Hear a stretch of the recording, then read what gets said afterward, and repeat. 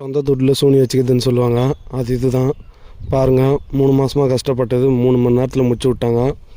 இருக்கிற காசை எதில் இன்வெஸ்ட் பண்ணுறதுன்னு தெரியாமல் இந்த மாதிரி வண்டி வாங்கி விட்டுறாங்க. அதுலேயும் எக்ஸ்பீரியன்ஸ் இல்லாத டிரைவரை போட்டு விட்டுறாங்க. அனுபவம் இருக்கிற வேலையை செய்யணும், இல்லைனா அனுபவம் இருக்கிற வேலையில் இன்வெஸ்ட் பண்ணணும். இந்த வண்டிக்கு இன்வெஸ்ட் பண்ணி இந்த மாதிரி பண்ணிவிட்டு இப்போ எவ்வளோ இறச்சி விட்டு போயிருக்கிறாங்க பாருங்கள். வேலியில் போகிற ஓனை நேற்று வேட்டிக்குள்ளே விட்டு கதையாக ரோட்டில் போனவனை கூப்பிட்டு நெல்லாக இருக்க விட்டுட்டு பாதிக்கு பாதி இறச்சி விட்டு போயிட்டுருக்காங்க.